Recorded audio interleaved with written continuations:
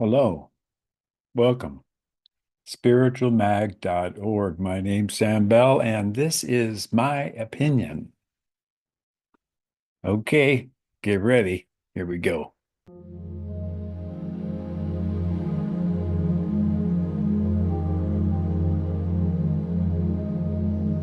Transmission Through Intimacy by Sam Bell. Long-term COVID-19 transmission through intimacy. A human, cultural, and spiritual reckoning. A shift in paradigm. The world still tender from the initial seismic wave of COVID-19 pandemic now stands on the threshold of a deeper and more confounding layer of understanding. Urgent and mounting evidence from the virology labs, epidemiological surveys, and clinical case studies suggest that long-term or post-acute sequelae of SARS-CoV-2 infection, colloquially termed long COVID, may be transmissible through sexual contact. This revelation does not merely expand the medical profile of the virus. It challenges the foundation and functional assumptions about intimacy, immunity, and collective responsibility. Addressing this issue goes beyond the realm of biology. It demands a convergence of disciplines, neurological insights into behavioral patterns, sociolinguistic understanding of how we articulate our pain, and spiritual resilience that guides us beyond mere survival into wisdom. Medical, epidemiological grounding, emergent virological evidence. The key studies from longitudinal monitoring of viral RNA in semen and vaginal secretions suggest that SARS-CoV-2 remnants persist well beyond symptomatic recovery.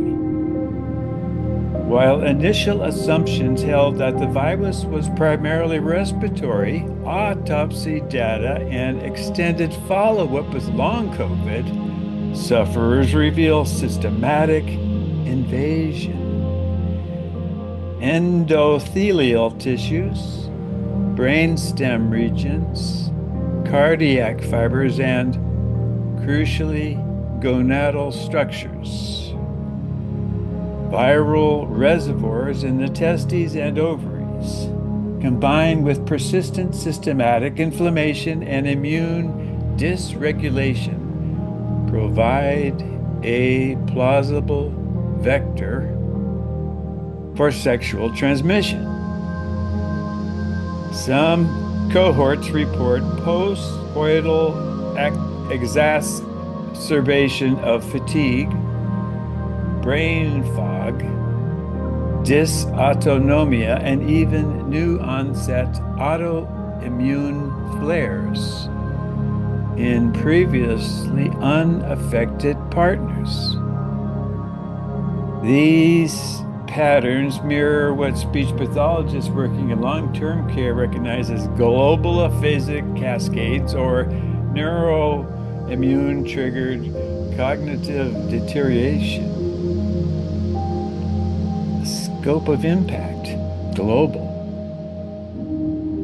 intimate, existential, estimated reach by 2 2025, over 780 million confirmed COVID-19 cases have been recorded. Conservatives suggest that 10 to 20% of survivors endure COVID-19 symptoms for more than 6 months.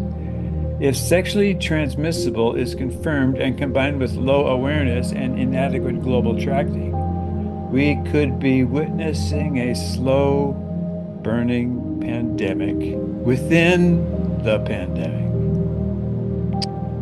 A pandemic of silent decay. Planetary consequences. Individual to civilizational. We must consider two scales, the deeply personal and the profoundly cultural.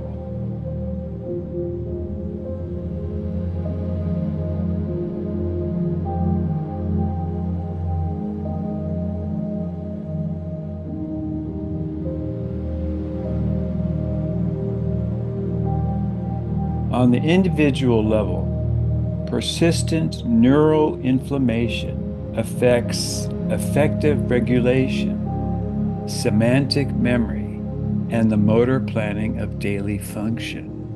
For speech-language pathologists, this may manifest in adults whose executive function diminishes, whose verbal fluency crumbles, or whose affective tone becomes flat. Their lives dim not from external deprivation, but internal decay, unseen, unvoiced. Culturally, nations will face a stratification of their populations. Those with chronic cognitive impairment and those without. This will strain healthcare systems already innovated and challenge educational frameworks that assume neural consistency across generations. This raises a philosophical question: how should we redefine the fully functioning citizen now? Should we exclude those with neurocognitive damage, or should society evolve to accommodate a diverse cognitive timelines and capacities? Along the spiritual continuum, greed, control, and awakening. Let us now ascend to the abstract plane, a contemplative space where suffering may be reinterpreted as curriculum. Greed for control. This emergent crisis strips bare one of humanity's most pervasive pathologies, the insatiable greed for control. Governments, corporations, and individuals have commodified health, commodified intimacy, and commodified our data. In attempting to dominate nature through gain of function research, rapid vaccine deployment without long-term neuropsychiatric monitoring, or suppression of non-pharmaceutical therapies, we have ironically fortified control. This viral lesson is exquisitely Socratic. The more we clutch, the more we lose. It echoes the Buddha's second noble truth, that suffering arises from attachment and craving. The spiritual lesson? Oh, wow. The spiritual lesson here is a delicate dialectal between autonomy and surrender, between control and faith. When intimacy itself becomes a potential vector of suffering, we are invited to recast it, not as transactional or validation, but as a sacrament, conscious, sacred, chosen.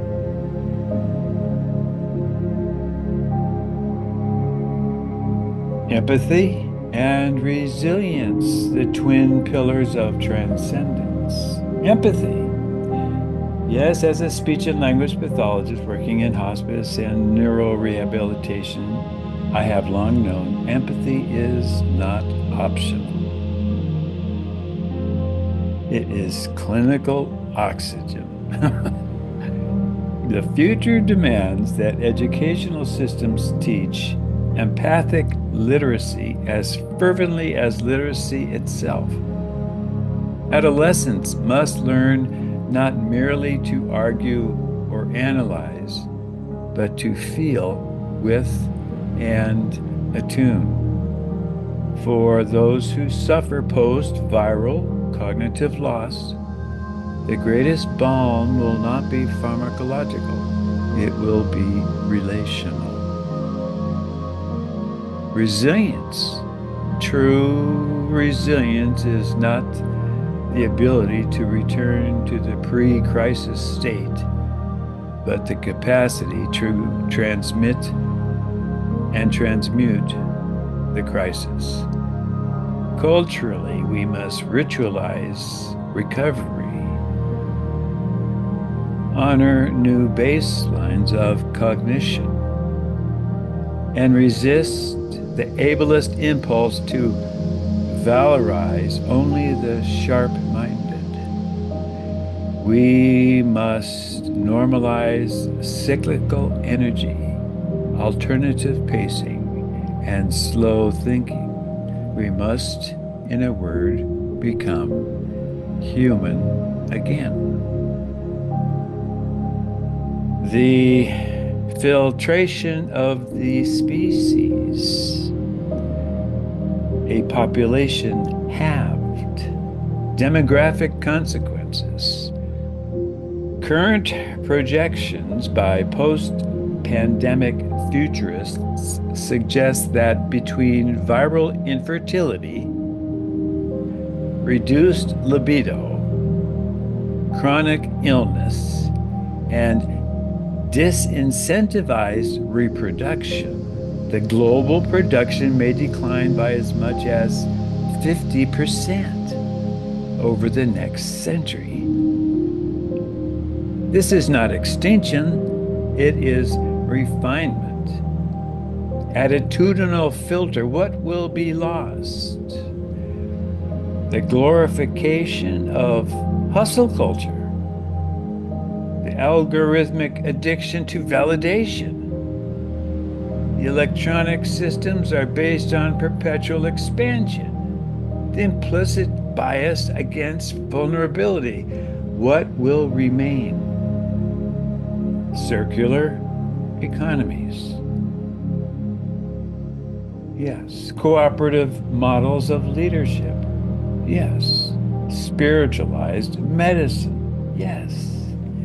Intergenerational living and mentorship. Yes. In hospice, as patients relinquish cognitive function, they often enter states of unexpected clarity, final blessings, confessions, and visions. This global attrition may be the hospice of humanity's ego, ushering in a soul renaissance. A 2 millennia view, humanity after the filtering. We stand at the midpoint of a grand arc.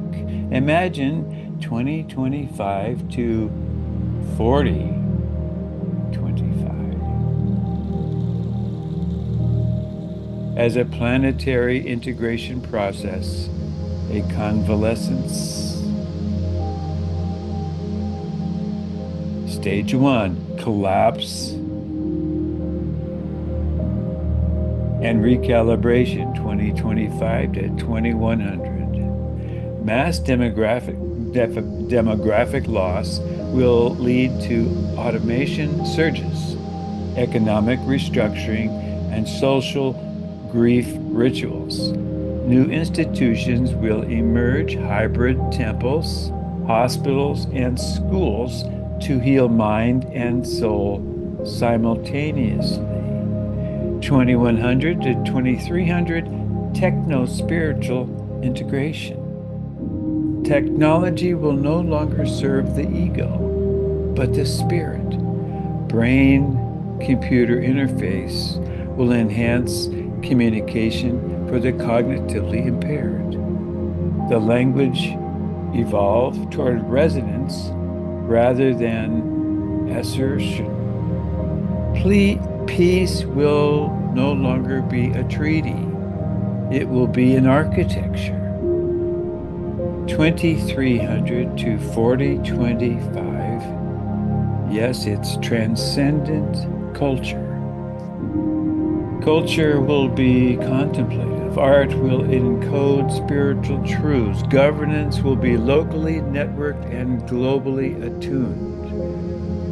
The memory of our present crisis will be preserved, not with shame, but with reverence.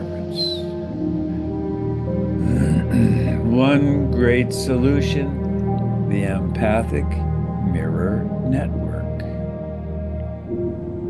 We now propose a singular intervention, scalable and sacred, the Empathic Mirror Network, EMN, Empathic Mirror Network, a decentralized global system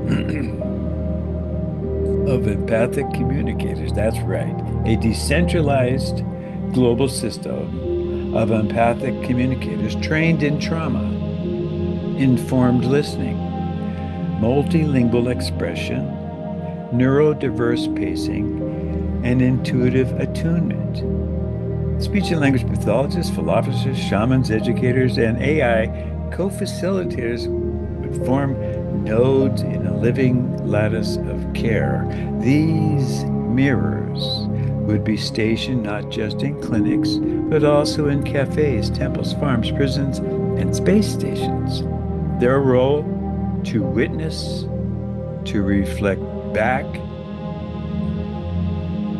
This will not be a program, it will be a presence.